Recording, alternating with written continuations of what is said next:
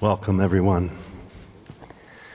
It is such an honor to welcome you all here to this event that First Church in Cambridge is co-sponsoring with the Cambridge NAACP. I'm Reverend Dan Smith, Senior Minister here at First Church in Cambridge, and I just wanted to offer a few logistical notes before I turn it to my colleagues to say a little bit more by way of framing for our event today. We're so glad you all are here. Welcome to those who are joining online as well. This event is being live streamed and recorded, and so it should be available. We'll make that link available for those online afterwards. If anybody should need to use the bathroom at some point, right through those doors and up the ramp. Also, we invite you to stay for a time afterwards for conversation and refreshments in our Hastings Common. Okay, with that, I will turn it over to Richard Harding. Okay, turning it over to Ken Reeves. Here you go. Thank you. We're amongst friends here, so we can be a bit informal. I want to thank everyone for coming. This is a wonderful collaboration with First Church and the Cambridge branch of the National Association for the Advancement of Colored People is very happy to be a part of this dynamic duo, and we hope this is just the first of more to come.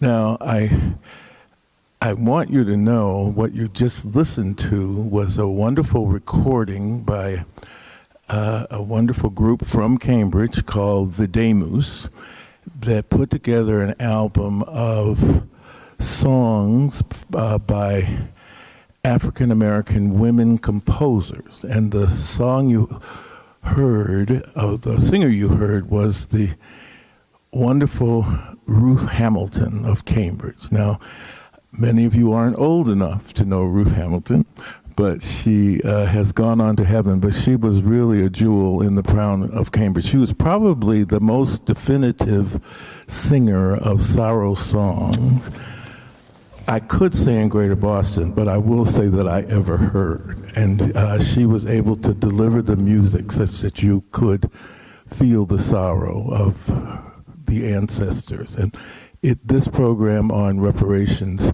seemed quite apropos for that. Now later, at the end, we're going to hear a little bit from another gem of Cambridge, whose name was Robert Honeysucker, who is also no longer with us. Robert Honeysucker was a magnificent baritone who taught across the street at the Laundry School and had a very active career here and across the world. And he was a gifted singer, but a particularly gifted singer singing the sorrow songs as well. So Cambridge has been really blessed with the real music of the African American experience, and we wanted to share that with you. So the charge has been given to me to kind of say, why are we here and what are we talking about and how are we going to talk about it? So our topic is, of course, reparations, and the other part of our topic is Cambridge.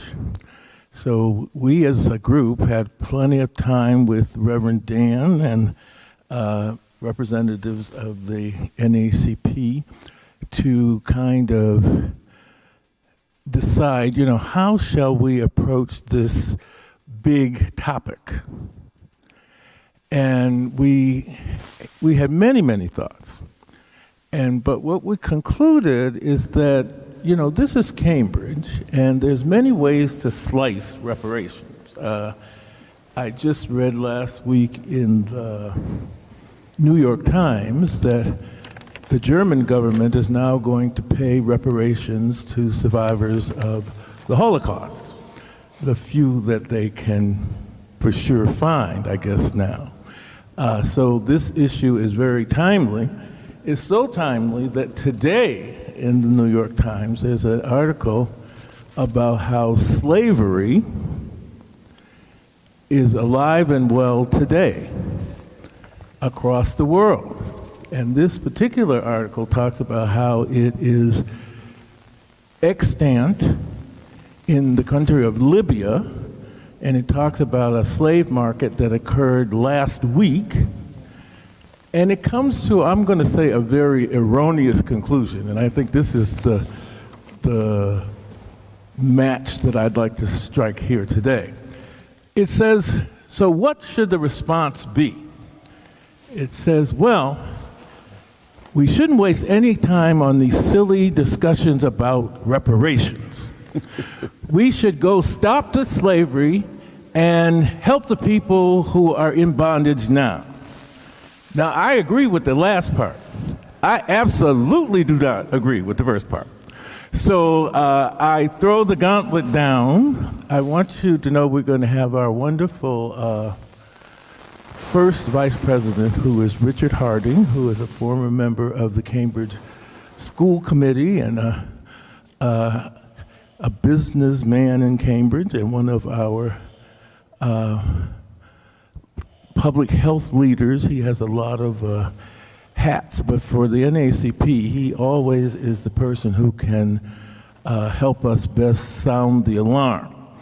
But I would be remiss if I didn't also introduce you to our newest NAACP member,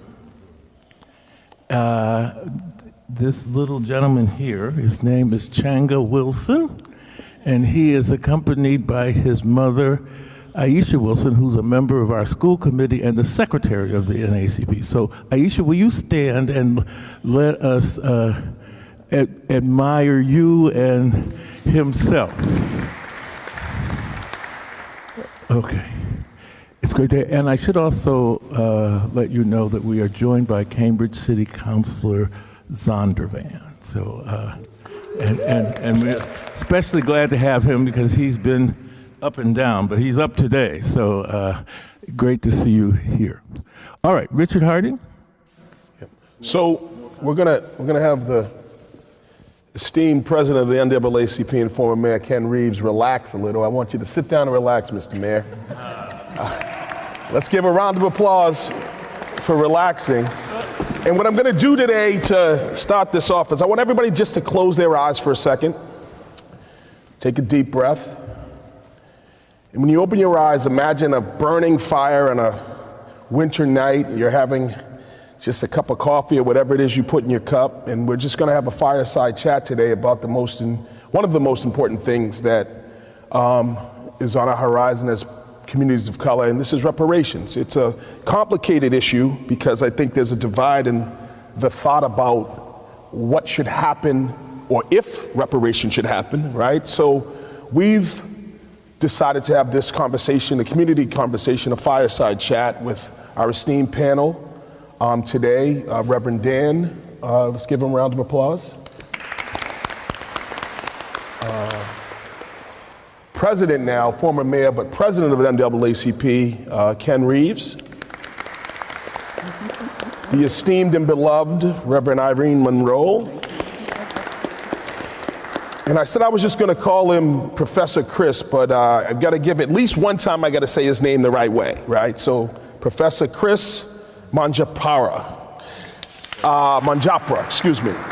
And so today we're going to have a conversation. We're looking forward to having some questions maybe later about today's program. But I do think two things about this particular topic. One, the City Council, thanks to Councilor Zondervan and others, they have a couple of orders that are trying to address this at the City Council at the local level. I think that some of this conversation may help to shape some of that thought on that policy. I think it's going to be an important conversation. I can't wait to have it. But I think that we have to have some perspective. And today is going to be about the perspective that these individuals bring on different topics. And also hearing from you what your thoughts are about this. I know that it's a lively conversation across the country, but what I believe is that many of the good things that have happened across the country do indeed start here in Cambridge. So why don't we start that conversation?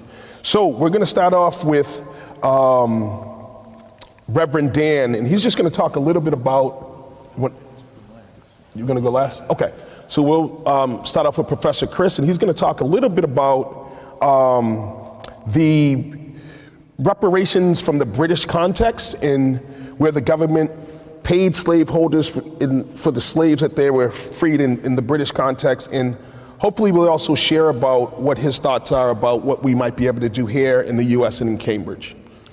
Thank you very much, and it's a real pleasure to be here as a black student, a black professor, but always foremost a black student. And also, as I sit here, I'm aware and grateful for the expertise and the staying power of the folks who are on this panel. So thank you for what you do and you've long been doing. And I promise to only take 5 minutes, to give some introductory remarks. And what I wanted to do is to offer a framing for this term reparations in a couple ways. Number one, to observe that we sometimes think of reparations as resolving harm or redressing harm of the past.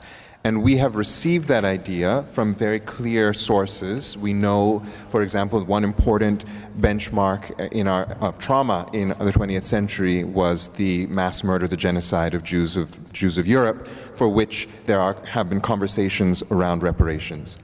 We also know that from the 1970s, 80s, 90s, the post-colonial world, places across Latin America, South Africa, gave us ways of thinking about healing after trauma. So I'm thinking about, for example, the Truth and Reconciliation model of South Africa. That's very familiar to us.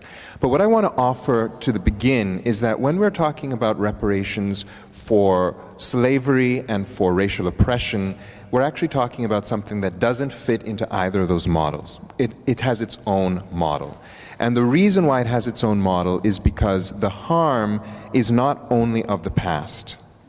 The harm is actually still, it is the condition, it is the climate of our current time, and it's the infrastructure for our future, unless we change it. So we're dealing with a different kind of reparations discussion than those previous two. So I just want to offer that as the first piece. And the second part is to say, even though we're talking about reparations for slavery and anti-blackness and racial oppression in 2022, and I'm so proud to see it emerging more and more over the past decades. I think of the Durban Conference of 2004, I think of 2015 and the reintroduction of the HR 40 bill, I think of, the famous essay by Coates and others. We know we have this term in the national discourse now and at the municipal level, but it's important to recognize that black folks and multi-ethnic communities in collaboration with black people around black leadership have been struggling for reparations from the very moment that slavery began to end. This would have been at the end of the 18th century, 1700s. And so what I want to contribute to that, what I was invited to speak on, is why is it that reparations has been discussed and argued about and struggled for? The work of reparations has been going on for, more than 300 years, but reparations has never come, even as we have had over the course of the 1770s through to the 1920s. There have been 180 emancipations in the world. So we've had 180 times globally to end racial oppression, to then solve or redress the problems that racial oppression brings about. And 180 times out of 180, that has not happened. What has happened is that the emancipations across the board were actually designed to pay forward or to continue systems, that climate of racial oppression. So it's not only that we need to talk about reparations for slavery, we need to talk about reparations for emancipations that have intentionally failed. And the great example of that, we could talk about like I just wrote a book about how there are 5 different ways in which emancipations were designed to fail. So if you're interested, we can talk about that more. But I think one of the key examples is what happened in the 1830s in Britain, and it also has a legacy that touches us to this day in some very clear financial ways. In the 1830s, the British Crown decided that it would abolish slavery, and of course Britain prides itself today on being the abolitionist nation, being anti-slavery, and that's part of its national identity. So what they did in 1833 is they abolished slavery by, first of all, instituting that the enslaved people, once they entered freedom after Emancipation Day, would need to still work as bonded laborers, as enslaved people still, for another 12 years. So we have this first element, which is the continuation of black incarceration and the demand of unfree labor. I'm also thinking here of our prison complex today and the continuations with that. Number 2, they said, in addition to that, we're going to actually pay a reparations to the slave owners, because what we're taking away is a right to property in human beings, which is a right that the slave owners have. So in order to repair the slave owners, we're going to pay them cash. And it's an irony that today it seems to be so hard to talk about paying compensation to black folks and for the legacies of racial oppression and slavery, because it's already been done many, many times in history. It's just always been done to the planter classes and to enslavers. It's been the law to do that. Literally, it's been written into the law. And the scale of this compensation is huge. And I'll just mention the numbers, and then I'll pass it on so we can move the conversation. The British Crown allocated 40% of its national. It took out a debt that was worth 40% of its national product. So in today's money, that would be approximately 350 billion pounds. That just one day in 1835, it said we're going to acquire 350 billion pounds from loans, and we're going to then distribute that to 44,000 enslavers. And that was done. It took about 10 years for them to do that. But the money came from big banks. And those big banks, of course, needed their money back. So the British Crown spent the coming 180 years, lasting up until 2015, paying back the loan and the interest on the loan. Just to give us a sense of what we're talking about, how proximate this payment to slave owners has been in terms of cash, but then in so many other ways how emancipations have done precisely this, oftentimes in kind, which is to pay privileges, to pay cash, to pay land, to pay wealth forward to the slave owners, and to further dispossess those who experienced the harm. So I'll leave it there and look forward to kind of when the mic comes back around to share some ideas that are percolating and knocking around in my head about, what does reparations then mean in this context, in this climate? And it has to mean something much more than, whether it's 2,000, it should be 2,500, is it 20,000? It has to be something much, much, much bigger than that. And it has to be something much bigger than reform. And it has to be something much bigger than window dressing for rich universities. It has to be something much, much more. So what is that? What are we actually talking about? Yeah. Reverend Monroe, can you speak to the issue of reparations from the viewpoint of the African-American diaspora? I'll do my best, because that's a long, let me do this. I'll do my best. That's a long history of struggling for reparations. As a matter of fact, I have to tell you, and I must be candid with all of you, I didn't want to be here to have this conversation because there's a certain level of fatigue. Okay, there's a certain level of fatigue that comes with this in terms of 2 steps forward and 3 back, and there's certain times that this conversation comes about and other times that it doesn't. So, I'm old enough to remember Michigan. Oh, your congressman, Michigan John Conyers, who, when I was a kid, talking about reparations. And and he has passed, well, not passed, but he's proposed a number of House bills about reparation. So we sort of get a new kind of rekindled conversation about reparations thanks to Ta-Nehisi Coates' article, if many of you remember, in 2014 in The Atlantic. And then, I thought, okay, here's a new generation of folks, new voices. People are a little more woke. Even, our white liberals are owning up to some of their problems and the complication around the issues of reparation. But it petered as many conversations that we had prior to even John Conyers. It started with James Foreman in 1969. So this is an ongoing conversation publicly, but this is not to say that these conversations haven't been going on even before it hits the public, becomes a part of a public discourse here and stuff. But, everyone says that 2020 was a pivotal moment. Okay.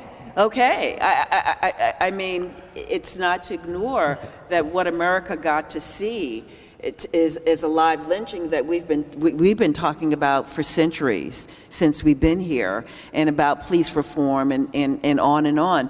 2017 was a very interesting moment for me because 2014, Ta-Nehisi Coates wrote that article, The Case for Reparations.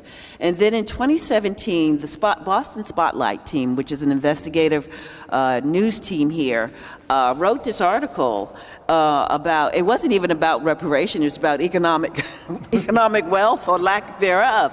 But I honestly felt, knowing that I have a couple of friends who work at the Globe, that when they said that the accumulated wealth for non-immigrant Black folks was $8, I just summarily said, let me call and just say that this is a typo.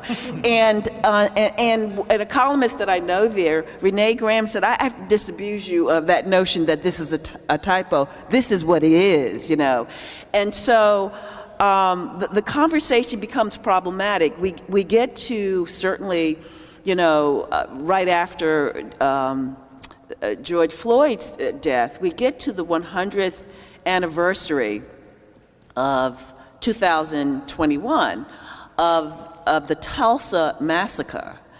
And so the question has always been that, well, we hear this conversation about reparations, but we don't know how to do that, okay? I mean, some people were even saying, well, Oprah shouldn't get it, but certain people shouldn't, as if that her family, even though this woman comes from some place called Kosciuszko, Mississippi, that her family didn't suffer, or that if you're a Black homeowner, some said in Cambridge that you shouldn't get it, and it was very, very interesting that it becomes very difficult.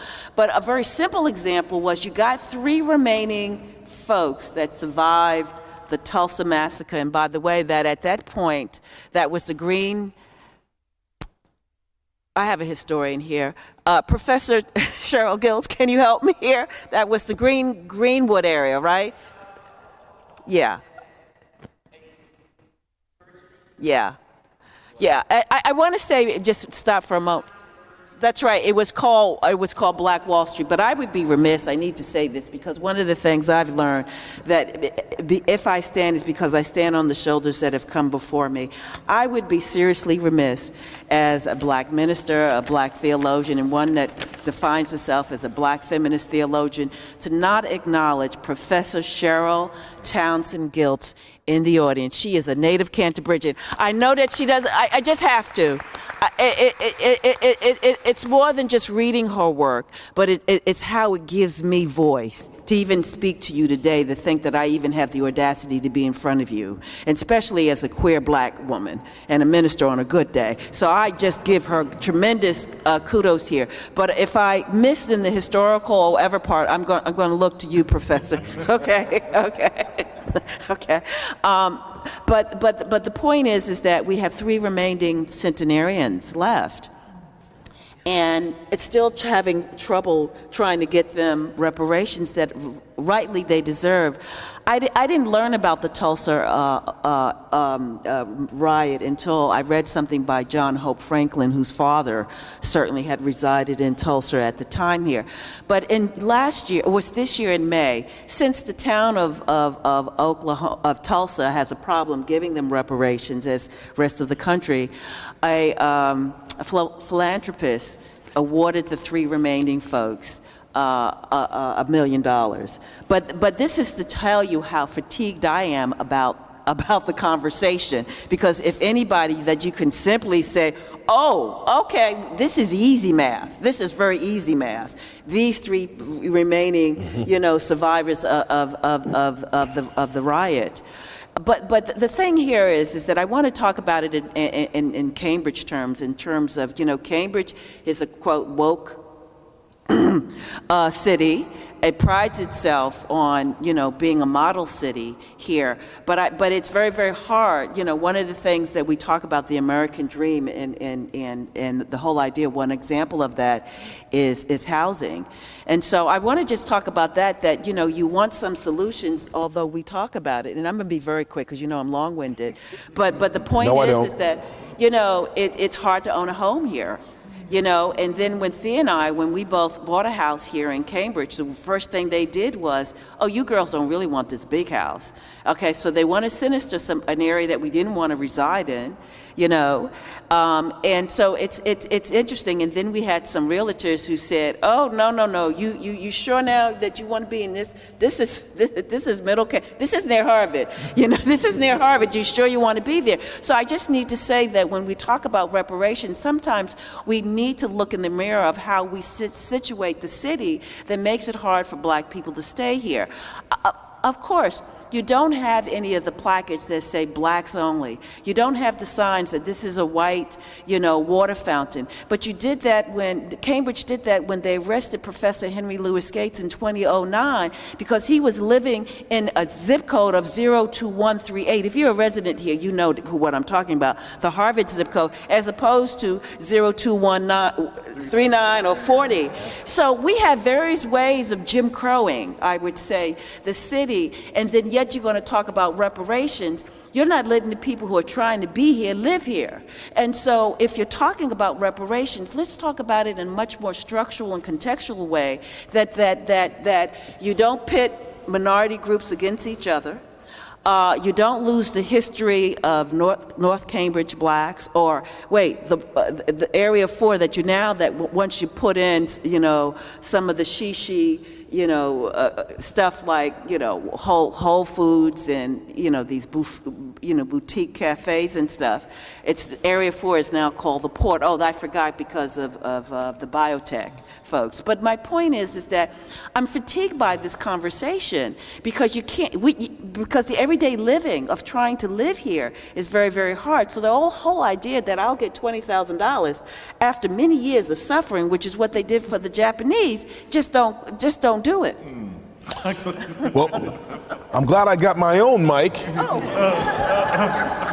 I don't think there's any steam left in that one. But I would say that you do hit a profound space when you talk about pitting the Black folks against each other. I was similarly exhausted, because the first conversation I had about this years ago was whether or not your folks were slave owners or you were just regular Black. I mean, it was all this stuff that was kind of confusing the conversation, when for me, the Black experience in America is worthy of some reparations, right? All of that has happened, all of the things that you talk about in housing and education, that would make folks of color worthy of it. So I agree with you that the fatigue is there, but I think we're at a moment now where we need to talk about some real solutions.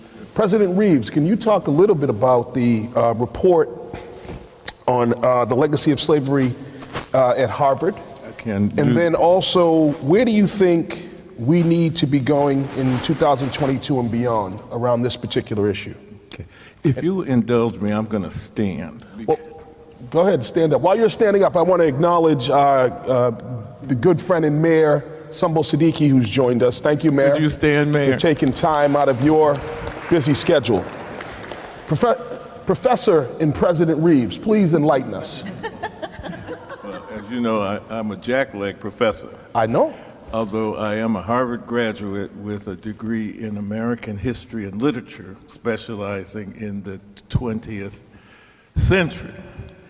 I say that by way of apology, because what I left Harvard not knowing about the 20th century and the true history of this country is criminal. And I probably should be asking for a refund or some sort of compensation. I'm being humorous, but I'm serious. It's a heart attack, because what I did not learn in that very fancy concentration is really criminal, because I'm learning it now.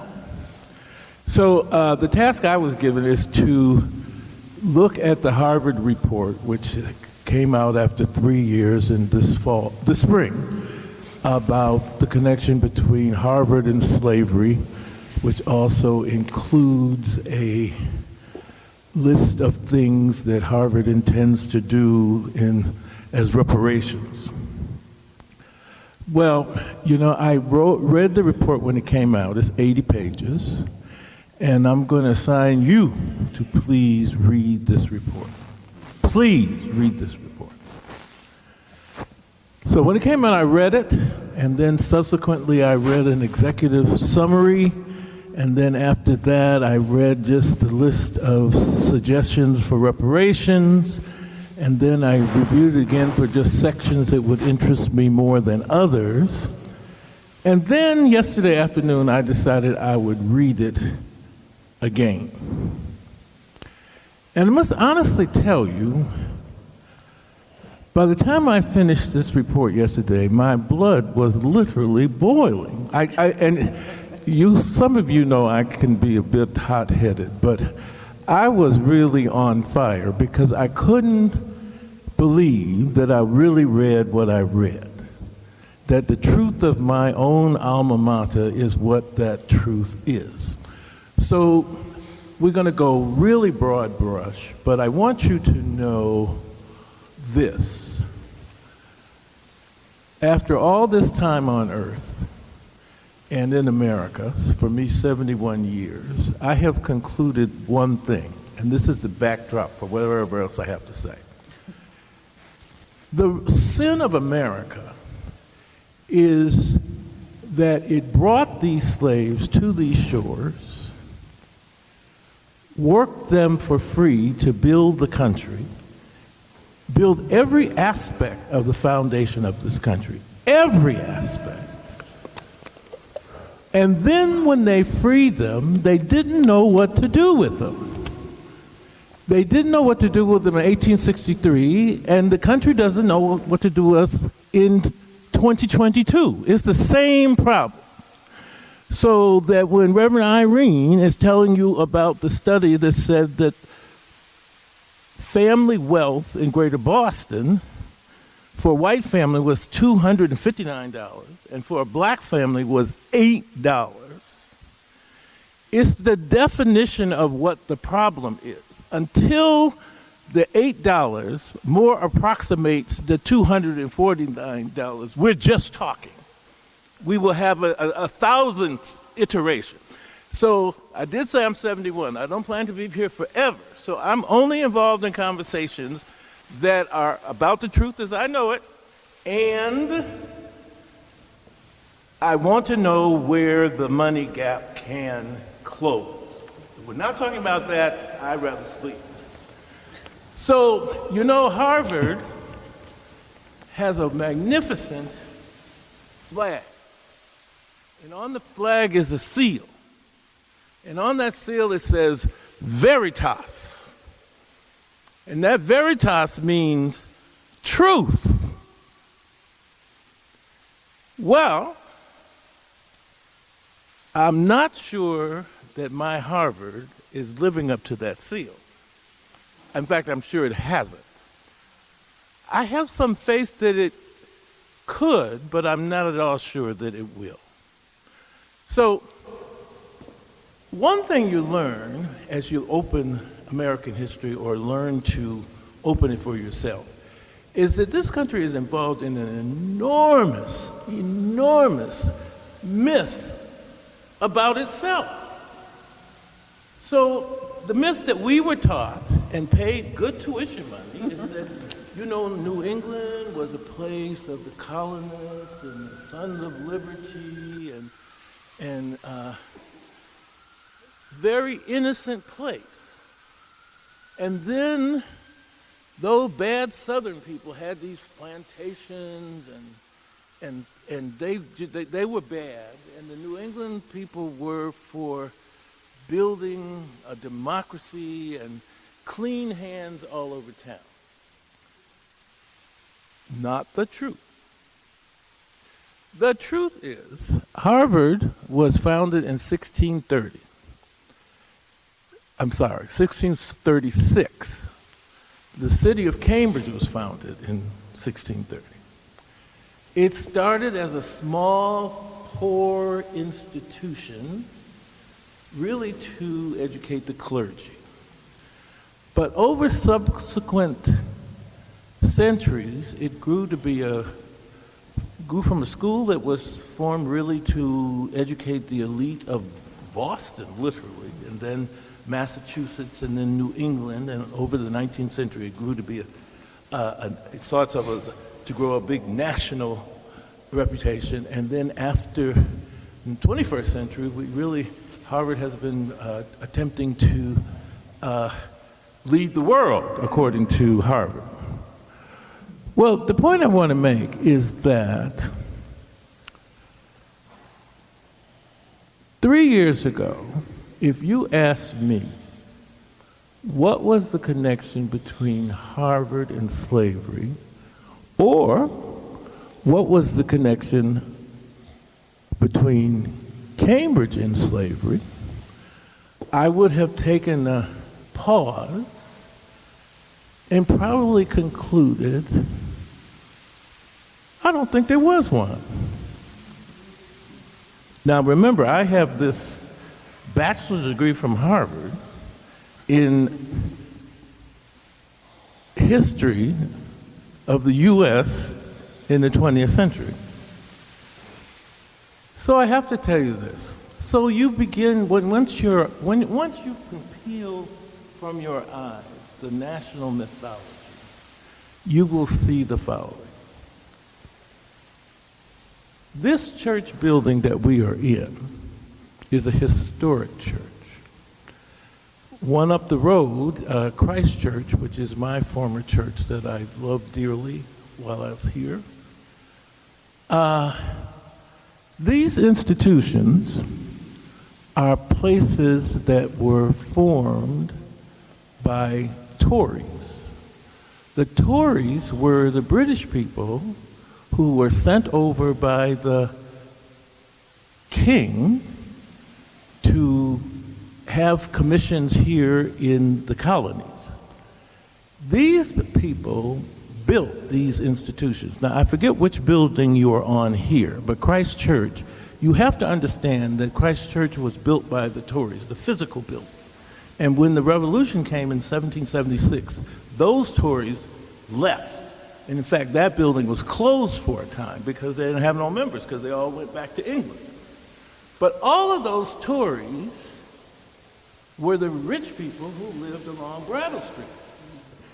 And all of those big houses on Brattle Street were paid for by money. That money came from owning plantations in the Caribbean that were worked by slaves. And most of those people had not one plantation. It was not uncommon to have 6 or 7 or 8 or 10.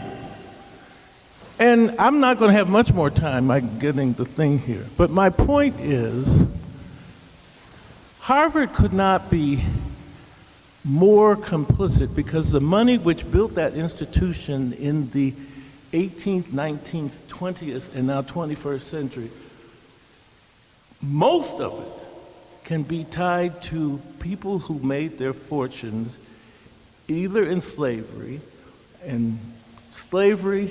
in sugar, in cotton, in insuring the slave trips, a myriad of related enterprises that made slavery.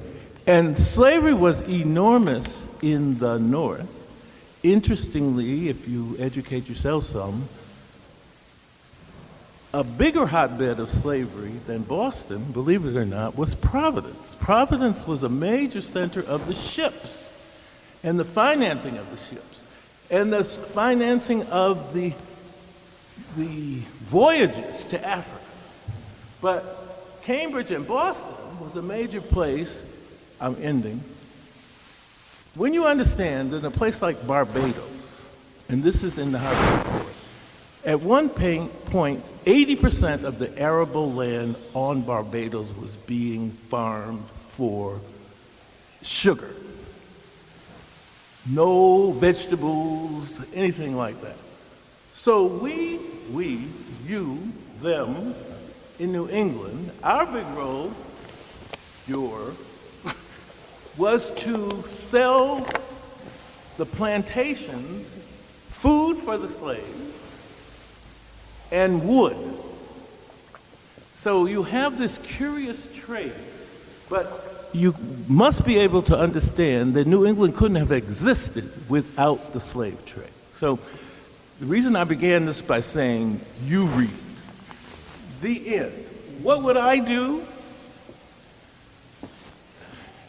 Harvard has offered to spend $100 million on a long laundry list of things in reparations, to have better relations with historically black colleges and universities, to perhaps better get to know and support local nonprofits, do some things in early childhood education, all of which they should do, except you have to understand the veritas. The veritas is that Harvard has $52 billion. $52 billion. So for Harvard to say that it would like to take $100 million, the first thing we have to say, well, Harvard, that's not enough. And if I ruled the world, I would have Harvard build into its annual budget reparations so that it could ongoing invest in affordable housing, in public education, in early childhood education. You know, someone said that the black community here is getting smaller. It is. And I heard a statistic the other day that 85% of the children of color who are in our public schools are now public housing kids, which has another meaning. So groups like the NAACP and others are trying to figure out, given those cards, what to play. And generously, the city has recently said we can have $300,000 to work on our kids. So we're working on a program to make those kids have middle-class experiences to the extent that we can help them do that, so that they can be competitive and go on in the world. So I think Stephen would like me to sit down now, so I'm going to do that. But this is a very serious forum about a very important question. And Mr. Harding, I'm sure you will make us land right. It's a mighty big plane, President Reeves, but we're gonna land you, don't worry. So reckoning and reparations. Reverend Dan, can you speak to us a little bit about what you're doing here at your church and help us to better understand what your perspective is on this? Thank you. Thank you all. I first want to begin by bringing a little religion into this, if I may, and say, yes, federal reparations, please God. Yes, statewide and municipal reparations, please God. Yes, Harvard, put more money up for reparations, please God. And can I get an amen to all of that? Amen. Thank you. And I also want to thank Ken for giving me a better intro than I had by teeing up the importance of the truth and truth-telling as a foundation of reparations, because what I'm about to talk about is not federal, statewide, local Harvard reparations. I'm going to talk about a very, very grassroots kind of reparations, and it begins, I think, in some truth-telling. Here we are in a white church in this congregation that goes back to 1633, all the way back to the beginning of Harvard and Cambridge, and we recognize, as we think about this truth, what has the white church's role been?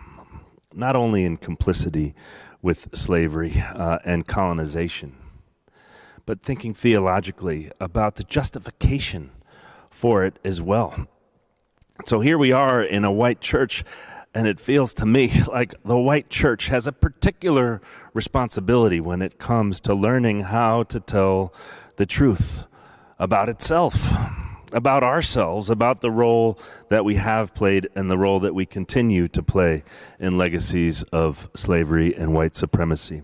So a few years back, I think it was as we were getting ready for our 375th anniversary, I discovered the names of 36 enslaved persons in our membership records. I was just poring over, and I began to see expressions like Scipio, Negro servant of Reverend William Brattle. Make no mistake, servant means enslaved person. Names like Cesar, Scipio, Sicily, Jane, Cuffy, they were associated with names that we hear in Cambridge regularly: Brattle, Dana, Trowbridge, and more. Brattle was the fifth minister of First Church in Cambridge. His name is up there on the wall. He was my predecessor, and he was an enslaver. For the past several years, First Church has been working to learn whatever we can of these stories, not just of the enslavers, but of the enslaved, to honor the enslaved, and to sit with our ancestral complicity, to decry the horrid theological justification for the practices, and to wonder how all of this is prompting us to take action and civic engagement to disrupt white supremacy in the here and now, including in our own institution. We've invited members on walking tours and book groups and Bible studies, and we've taken pilgrimages to the Royal House and Slave Quarters and the African American Heritage Museum in Boston and D.C. We've taken trips down south to EJI in Montgomery and Birmingham, and our folks really like to learn. And that's good. It's good to kind of ground ourselves in that, yet neck up learning doesn't really change much, and I'm starting to wonder if that just doesn't help to reinscribe the patterns of white supremacy in some ways. But I think that by virtue of acknowledging that some of these stories are our stories, the stories of our ancestors, by inviting people to look back at their own ancestry, there's a way that we are starting to recognize that this is a pain we carry inside of us. This violence, the pain of actual and spiritual ancestors that our ancestors caused and that are still being caused today. It can lead us to guilt and shame, and we've wrestled with some of that. But I wouldn't say that we've dwelled in that. As a colleague once beautifully said, white anti-racist work can get warped when white people can't learn to love themselves first. And some of our work has been warped because of that. We can come back to that, but we've needed to dig deeper into spiritual practices, recognize our God-given dignity and those of our siblings, love and potential for all. And I want to say that because I think whatever else reparations may be strategically, I think for us as white folks, it needs to be a spiritual practice. A holistic spiritual practice where we look at our lives completely different and we begin to think about what it means to take on a daily practice of relinquishment is how we've begun to think of it here. Relinquishing our, not only our resources, but our positions, our power, And we've begun to try to take that seriously. We've gotten this framework of reparations as a spiritual practice from a grassroots reparations campaign out of New York City that's done some work with NCOBRA. We've also learned that we can't do this work alone. It wouldn't be ours to say what reparations is for a black community or for an indigenous community. We couldn't do that. We can't make it about us. We know we can't rush it just to do something out of our own urgency to move beyond our discomfort. But these are some things we've learned the hard way because of our own mistakes. So real briefly, by 2019, we thought we had sat with our history and done enough of the white people work. I mean, this has been probably 10 years in the making, our learning our own history, our reading white fragility, our doing all kinds of stuff. And we thought maybe we were ready to kind of step out into Cambridge a little bit. We crafted a nice 14-page request for proposal. We asked a few prominent black leaders in Cambridge to be our accountability partners. We were about ready to send it out to local artists and designers of color to help us with a public remembrance project and a community conversation about reparations. And a black woman in our congregation told us to pause and said, hold on, you're moving too fast. It's still too much about you. You got to slow down. You've got to decenter yourselves. And just because you have some prominent black leaders doesn't mean you've really listened to the communities that have been most harmed by this legacy. And by the way, this 14-page request for proposal, she didn't say this, but we now see that it stank of white supremacy. It was like a white supremacist document. And so we pitched that, we chucked that, and we hired her to do some focus groups, to just listen, to try to begin to build relationships, because I don't think reparations can happen outside of relationships. And we just wanted to go and do something, and we realized we needed to listen and slow down. And the thoughts that we encountered, she had a group of black parents that she gathered, a group of unhoused neighbors of formerly incarcerated men. Thoughts were far-ranging, mostly encouraging, but there was rightfully a lot of skepticism and distrust. And why not? Why would a community trust a community like ours, 400 years of white supremacy, to do the right thing? You know, of course there's fatigue. Why? And so we had to hear that and sit with that too before forging ahead to some project that would make us feel better. And we're still listening, and we're continuing to listen and build relationships, which is why I'm so grateful for this relationship. At the same time, recognizing that white folks need practice with this relinquishment. A year ago, we created what we call a Reparations Fund, although I think maybe a relinquishment fund might be a better name for it. Several of our members and committees asked our board to open up a fund for members who wanted to begin to practice letting go of and sharing funds in a more tangible way. Some are making weekly and monthly contributions. The woman who led those focus groups is working with a collective of leaders of color who have been empowered to receive and distribute funds to those in the community who are experiencing daily effects of systemic racism. We have zero strings attached to it. We don't have we can't direct it in any way. We hand the money over. It's theirs to do what they want with it. This is emerging. It's an experiment. We hope by our mistakes and our learnings, we can join with other grassroots efforts here. It's a start. We're hoping to build a sense of what's possible. We aren't sure what comes next, but we're open, and we hope we're able to continue to build relationships, because we know we can't do it alone. Thank you. Let's, I meet a lot of people, but Reverend Dan, who I actually just met for the first time today, was interesting. I didn't know about him. I was hearing about this guy, and then we were on one Zoom, and I said, I like that guy because he has the courage to stand up and, take some responsibility in his own small way. So I just want to thank you for that leadership and courage.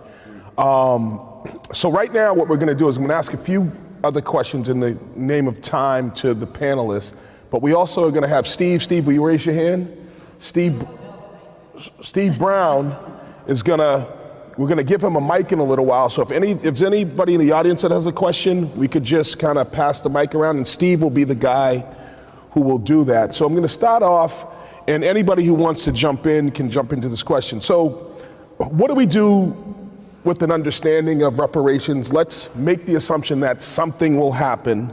How would you all, panelists, how would you all help the Cambridge City Council, has at least 2 orders on this particular issue? What would be some ideas, some things that you would have them consider as they, as a body, elected body, take up this issue of reparations at the local level? Mm-hmm. And maybe it's some examples of some things that have happened in other places, but if you were gonna advise them, enlighten us on what you might tell the council as it relates to their attempt to make communities whole around reparations. Dr. Chris? Sure, and I will again try to keep my comment really shorter than last time, which is, in answering the question like what is reparations, we know that there are basically 3 big approaches, and the third is what we have yet to see happen. Number 1 is having conversations around compensation levels. So that is actually a tangible thing that needs to happen. All 3 actually need to happen. I'm not saying the first 2 are not right, but we do need to have a serious conversation about what does wealth transfer look like, how to do wealth transfer, and how to think of that as relinquishment, how to think of that as ongoing compensation, not one-off compensation, but ongoing. The second, I think, is the work of what people call reconciliation work. I remember the Truth and Reconciliation Committees, truth and reconciliation, truth-telling, relationship rebuilding. That's important work too, and that responds to what has been torn and broken through this very traumatic history that we all share, but we have different positions in which we experience that, which makes all the difference. But the third part is the one where I think Cambridge needs to make a statement by doing something which has not yet been done, which is to take new reconstruction. Reconstruction has to be the goal. What do I mean by reconstruction? We know reconstruction lasted for a period of time after the Civil War, and that was all about changing our policies, changing our laws, changing our power systems. Who is at the decision-making table to make decisions about how money is used, for example, or how privileges are given?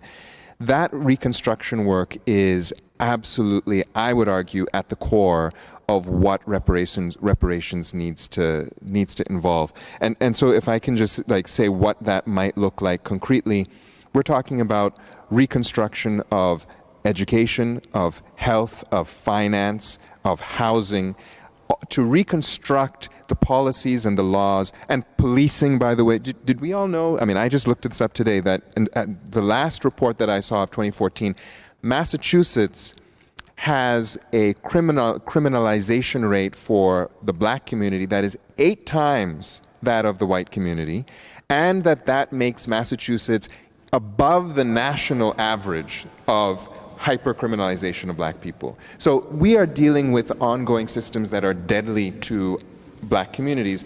That's where the abolition work of today has to be. We need to abolish those deadly policies and reconstruct new ones in all of these domains: health, education, finance, and housing. And like Ken was saying, we will only know if we're doing reparations right if the metrics of these horrific numbers of inequality, the $8 to the $250,000, right? The 80% of students of color who are living in public housing. What else do I have here? The fact, that was another one from the Cambridge Community Foundation. 6% of housing units in Cambridge are owner-occupied by black residents. 79% are occupied by white residents. So we have awful metrics which across the United States. We need to look at those metrics, and we need to make that the mark of what reconstruction can look like going forward. That's much more than a compensation, and it's much more than reconciliation. It seems to me that's where Cambridge can make the mark. And when in the question and answer, we could talk, for example, what's happening in Evanston. They're trying. you know? They're trying. But it's not okay for us to be here in Cambridge to say, okay, well, how much money are we going to kind of, donate? No. This is not about donation. This isn't about aid. This is about something much, much deeper that needs to happen. And the calling is for us to make the mark now. Former Mayor Reeves, do you have a perspective on this? I'm going to do the short form. I'm going to ask you to read something again. So one day I was just piddling around, and I had the laptop, and I got to the Cambridge Day, and I think it was in the Cambridge Chronicle too. But our counselor, Quentin Zondervan, after the Floyd death, wrote an editorial piece to those two news organs about what Cambridge should do to assist its citizens of color in the wake of George Floyd's death. It was a manifesto. I often cry out when I'm alone if I read something that is important. That was important, and it had to do with how people need to be able to have housing. They need to have job training and careers that are meaningful. They need to be able to take care of themselves and anybody they bring into the world. These are like fundamental things that a city actually can help with. And I spent a lifetime trying to see if we could make city government include things like a baby university, things that really help families that need help. So I'm just going to say this. One piece of the reparations I would love to see, and I would love to see Harvard involved in this, because Harvard has a lot to do with the fact that the black population is decreasing. I envision the possibility for Harvard to get involved in building housing, the first dibs of which could go to people who either are from Cambridge or were from Cambridge, which from my point of view would increase the black population again, but would also benefit a class of people who have had something occur to them that was not their fault. Why can't our city government and our state government and our national government begin to understand again that every life is important? When I first came to Cambridge, for example, there weren't homeless people all over the place. Those people were living in SROs across the state. Somewhere we flipped the switch, or the script, and now the thing that's important is to guarantee the developer the highest rate of return so that he could build luxury housing. That's God, and everybody else is under the bridge and out in the street. And it's okay with the rest of us who have a little cubbyhole we can get into. So I'm thinking this reconstruction, Professor, is a real rethinking of what the heck it is we are doing for government and how we're thinking about the well-being of each person, which would include the people of color. And when they continually show up in these deficit situations, we would have to build programs that help them out of those situations because we care about them. We can't just discuss achievement gaps for decades and not have any evidence of how we have addressed that question. We have to have outcomes, not just discussions.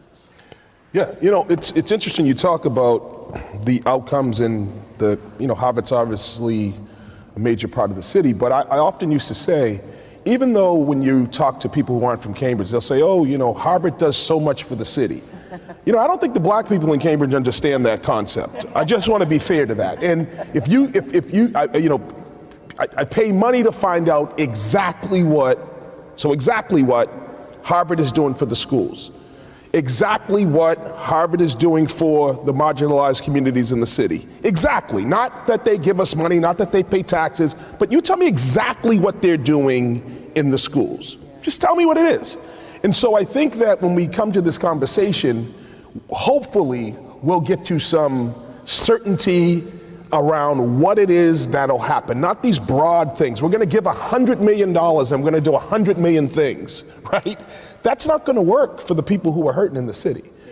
Yeah. Reverend Monroe, tell us a little bit about your perspective on this. So, again, I think reparations is really not a conundrum. To me, I'm sure you can hear me. It's whether you really want to do it here. But Reverend Dan said something. And Dan always asked me this. Do you remember I was in your class when we were at Harvard? Yes, Dan, I remember, and you were a great student, okay? So I want to say this publicly because every time we run into, do you remember I was a student in your class? Yes, you were, okay? And I need to say this to you, Ken, you know, we all are Harvard graduates here, but when I came here for the doctorate. I'm a proud graduate of Fitchburg State University. All right, there you go. All right, there you go. I'm a graduate of Harvard Square. There you go. Absolutely. But I just want to say that when I came here for the doctorate here over at the Div School, one of the things I learned in describing Harvard, I describe it as, because you were saying it's veritas and how, Harvard has an enormous myth. And I agree with that because I had described Harvard as sleek mediocrity repackaged as brilliance. And it's done a good job at reinscribing that. But Reverend Dan has said something that has me pondering how to do this. You said that in reparation is a spiritual practice, absolutely here, and that is a holistic practice that you need to relinquish. It needs to be the relinquishment of resources, and part of that is power and privilege and position here. And I thought that was really quite interesting because the real issue is that therein lies the problem, because it's not a conundrum. This is not a hard math equation here to do. But you got to talk about white privilege and white power, and that is recalcitrant. I mean, it's very, very hard to move, because the thing is this here. It's interesting. On the block that I reside on in Cambridge, when Thea and I moved here, which was 20-some years ago, we are still, and we're old now. We were once upon young women. We're old now, and we're still the only homeowners there. And the interesting thing is, black homeowners, right? And the interesting thing is, they no longer ask us. What they used to do is, were we the cleaning women? Because we look too old now to do so. But Thea still gets stopped by the cop because my partner is gender nonconforming, right? And she drives a Beamer, which is derisively called a black man's wagon, and it has MD on it because Thea is a doctor at Boston Medical Center. So she still today, 20-some years later, gray hair now, we old sisters now, okay? Get stopped for driving her car, and get stopped because as an ER physician, they come home at all hours. You just don't have a set hour that, my shift is over, I'm going home. It's 2-3 o'clock in the morning, and yes, she's playing music because she needs to unwind, and she gets stopped, okay? Because she didn't turn down in the port area. See, she turned down in this area. See, so my point is that you're right. It's the relinquishment of power, because this is not a hard issue. But I don't wait for that, because if we waited as black people to be a ballot vote, should we be freed? Now we know what that's about. So I think that we have an answer to it, is whether you want to do it. But I keep thinking, I'm the wrong person to be up on here. You need someone like Professor Giltz, who was a native Cantabrigian, went to the Cambridge Public Latin School, because I can't figure out that why in this epicenter, this academic hub, that it is as hard from a black child in Cambridge to go to these schools as someone coming from the Mississippi Delta. Okay? So that is about power, right? Because you don't want us here. You hold that mic. That thing's smoking. You hold. I got my own mic. I got my own mic. But thank you. So, and I love this conversation. I love the passion because this is what, it's going to take to make these things move. Before we go to the audience, one question maybe we could just sort of put out there is, assuming we get this right at some level, what would, in your opinion, reparations do to potentially be part of the redemption of America as it relates to white supremacy in the history of slavery?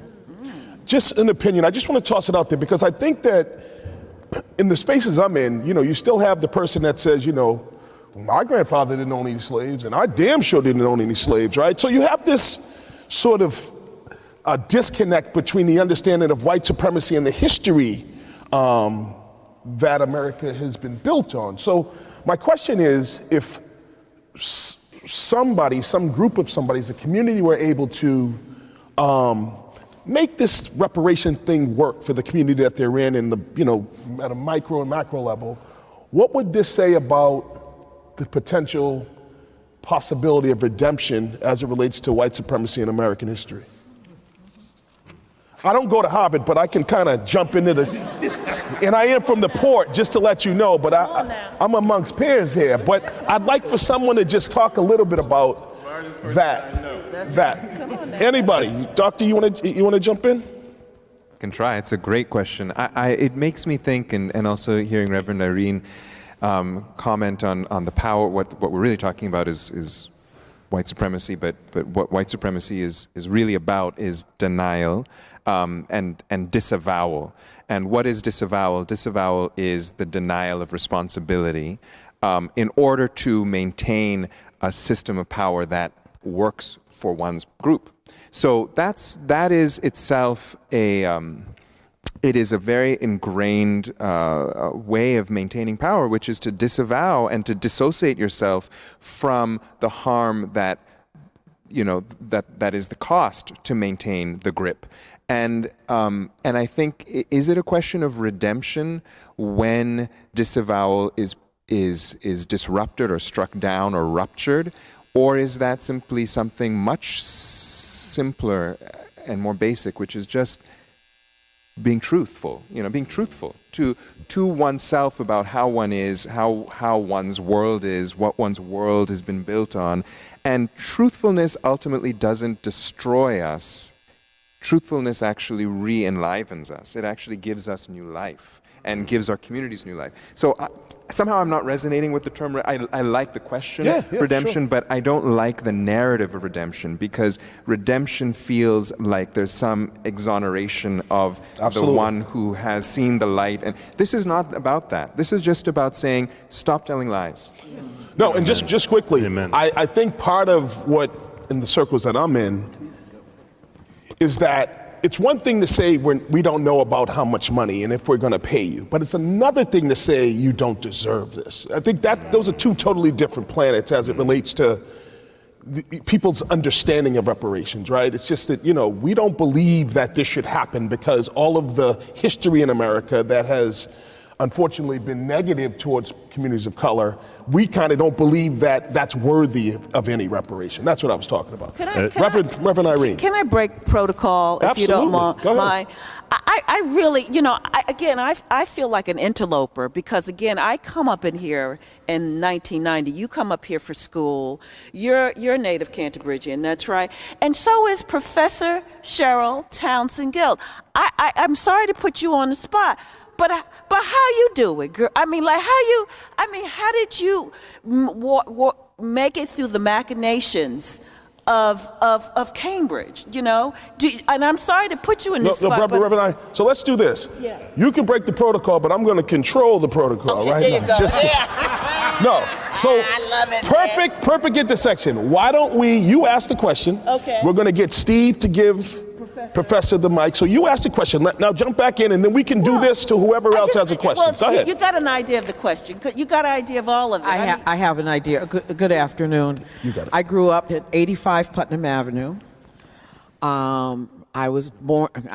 I was born in 1947, and that was my first home. My parents, very fortunately, my mom being very good at what she does, managed to save money during World War II.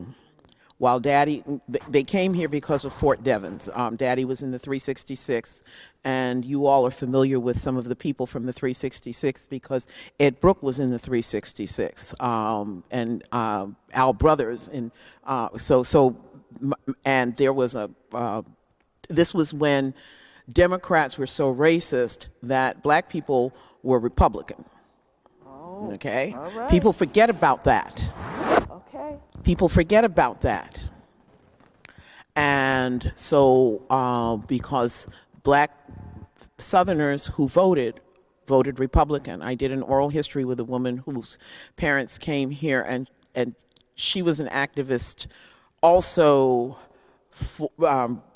She's gone now. She and my dad literally died on the same day, and it was like, how will I get to her funeral?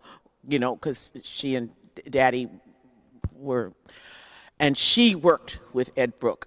Some of you know the woman named Glendora Putnam, who was at one point the head of the Mass Commission Against Discrimination. Okay, again, another Republican. Eleanor, I'm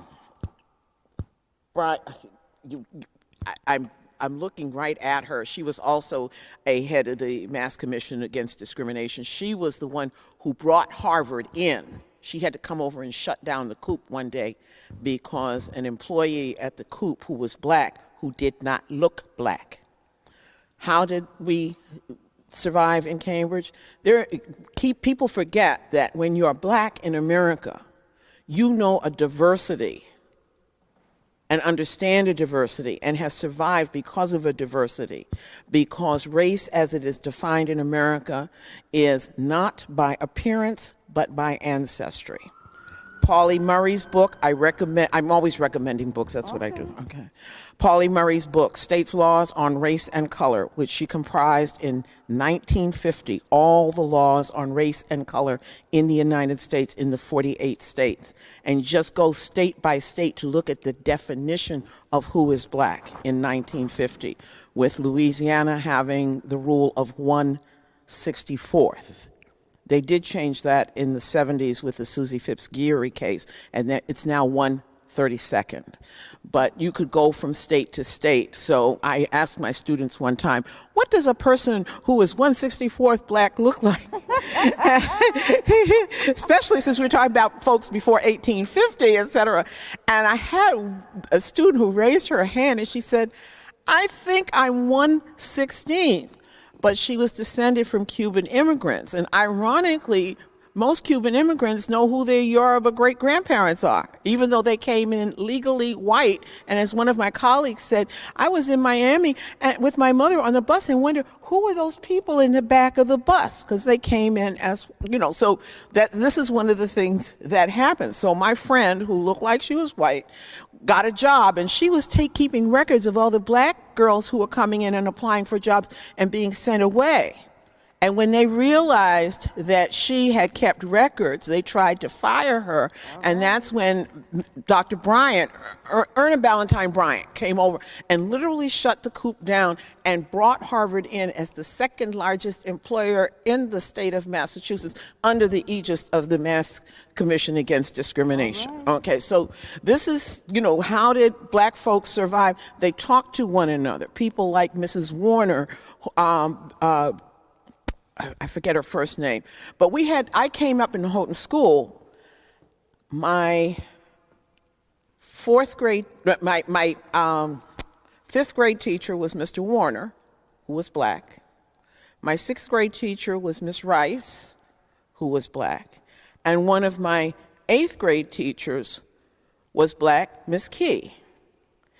And we had problems, and the only thing that helped us survive, one day I came home, no homework. My father wanted to know, why don't you have any homework? Okay. And I said, the teacher said we're going to take a test tomorrow that doesn't matter and we don't have to study for it. My father said, every test matters. So he got on the phone with the other parents, with PTA, what is this test? And it turned out it was the achievement test that determined what English class you entered the high school in. So my father said to me, this test matters. You will think about listen to the test prep I got. This test matters. Of course, there's another piece of privilege in here. My dad was a graduate of Morehouse, okay? And my parents bought the house on 85 Putnam Avenue because they were a black family that actually got access to the GI Bill, okay? But yes, there are lines in Cambridge, but they're not straight lines by blocks. So Cambridge is misanalyzed as not being segregated when in fact it is, but it's not by blocks. So you have to sort of know what the areas are. Okay. So anyway, listen to the test prep. I and another black student had parents who were active in the PTA. Hello. Okay. And we got the test prep. Answer every question as if your life matters. He and I got the 2 highest scores in the class, and we were investigated for cheating. Oh. Okay? So and there's a sociologist by the name of Michael Schwartz who I've got to go back and check to see exactly which school he was participant in. But in the 1960s and 70s, when people were doing takeovers they did a takeover of the president's office at MIT.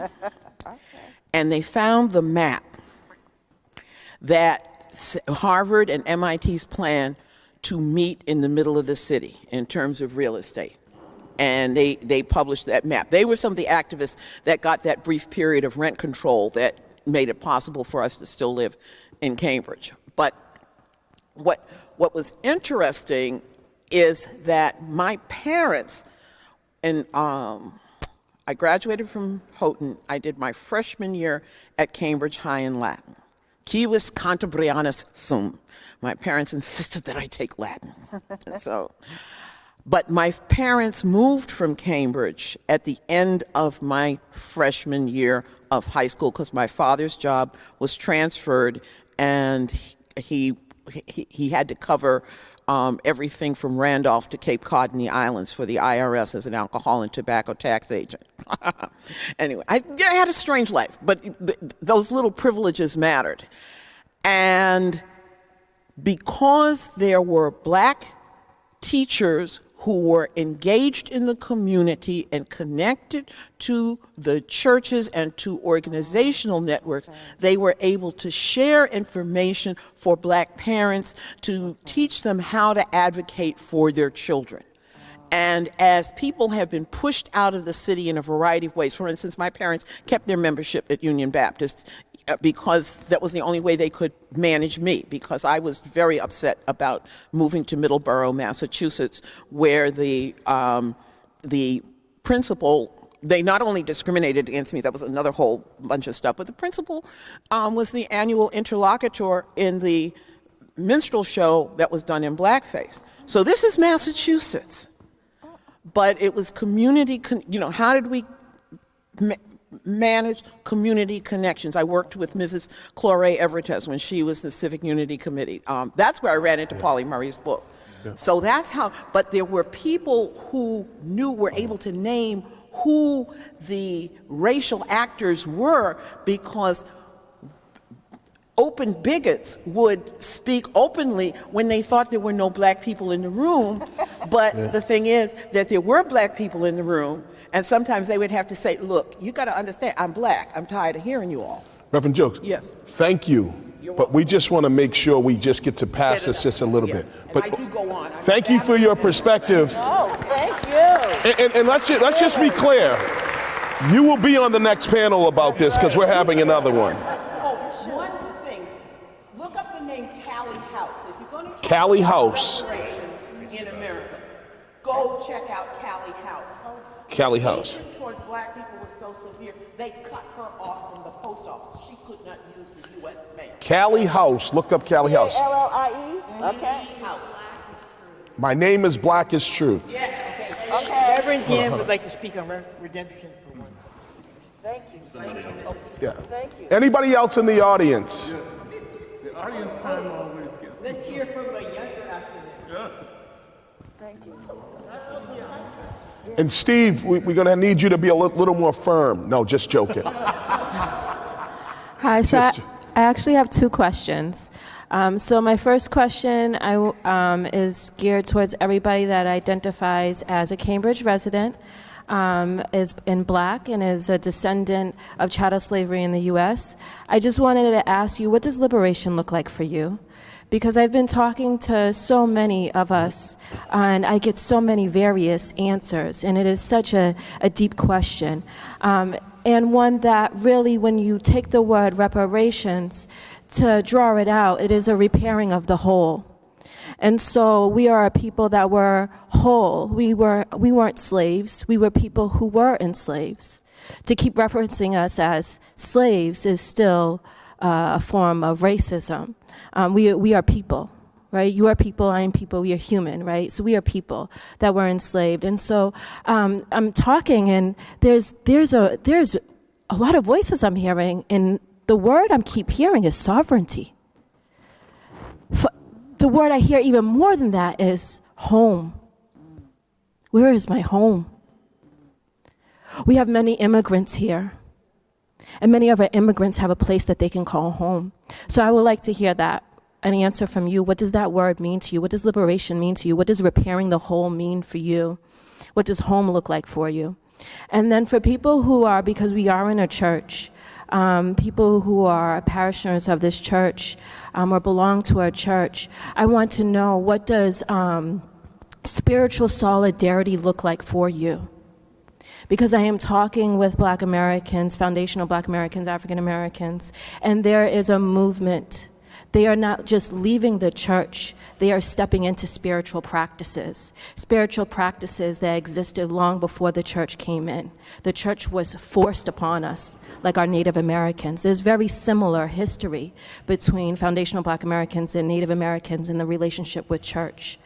So what I hear that there's some work of reparations, but I would like to know, what does spiritual solidarity look like in practice? Because I, as well as many of my friends, find no support from the church as we are working our way home with our spiritual practices. We frequently have spiritual practitioners who are not being compensated, and there's a conversation within us, how can we afford so that our spiritual teachers, our educators, are being compensated, and where we are dealing with white supremacy and a wealth gap of $8 to $247K, how can we afford this? So that's the second question. Reverend Dan, what's it look? You got to answer this one. Yeah. Steve, we'll pass it to you. Here you go. Thank you so much for that question. I think I'll speak for myself on the spiritual solidarity question.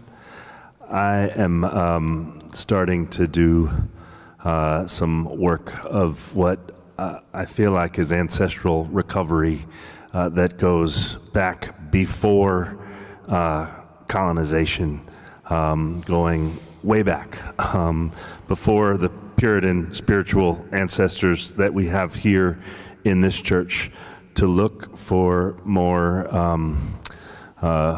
earth-based practices, to look for practices that are more embodied, because my sense is that by virtue of the same forces of white supremacy and colonization that created a need for reparations, that has harmed my ancestors and has created some trauma for my ancestors as well. And I'm trying to kind of look back even to European times for some deeper spiritual roots and practices. I wouldn't say I've shared this very much with my church yet. I'm looking forward to doing that once I have a deeper kind of read on what some of those are, but Celtic practices and things like that that are not what I would consider more colonizer religion. And so that's an answer from myself personally, and I so appreciate where the question and the I think the frustration may be coming from. I know there are a lot of people who are feeling done with organized religion for very, very good reasons. I'll also say that I think there are some spiritual ancestors that give us a counterculture and a sense of the truth that can set us free, and to look for prophetic tradition that whether it's Reverend Dr. King or others who have kind of led us in Christian traditions that have been resources for many people. I still find there to be resourcing there for this work. So we're going to ask just one or two more questions really quickly. I just tack on a quick answer? I just want to tack on a quick answer to the redemption question. I was going to say that for me there is a sense of collective liberation that may be possible. And in a group that I was a part of last Thursday, someone invited me to imagine a descendant 200 years from now speaking to me and saying this: we've come through a process in this country, 200 years. So first we have to grant that we're all still alive, or that ancestors, our descendants are still here, that the earth is still here. That's a lot to grant. I understand. But hear this out, because it was a powerful imaginal exercise. This person said, imagine a descendant 200 years saying, America has come through it. It was hard, but we have come through a full-blown process of truth-telling and reconciliation and reparations. 200 years. And I sat with that, with this deep and profound longing, but it also kind of gave me some sense of collective joy and liberation that feels so far out right now. But to dwell for a moment in that future vision and that hope was a gift for me. I offer it in case it might be a gift for some of you. You're going to give me something. I need mine sooner than that. I hear you. Can I just say this one word to the question of what does liberation... Speak up. To the question of what does liberation look like to me, I refer you to a sermon I heard this morning in my Episcopal church on the story of Lazarus, Lazarus had a lot of money, and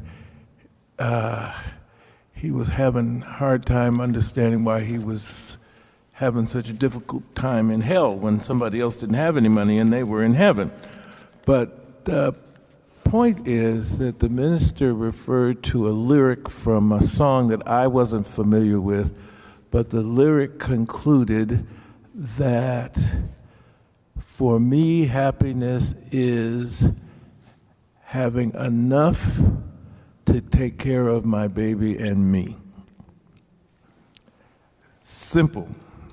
That is my idea of liberation, and I'm so pleased that that's where I'm living. And I want that for everybody, most particularly the black people in the country. But I mean, I don't have a lot, but I'm quite content with where this moment is. So let's do this. We have one more question from Jerry Perry in the back, and then we'll close. There's a bunch of refreshments in the back. I stood up all night making them. I would not want you to leave here without partaking. So we'll have Jerry and then the refreshments. Hello. Yeah, okay, I'm a very secular guy, so I just want to talk Cambridge for a minute. There's not enough about Cambridge. So it seemed to me the great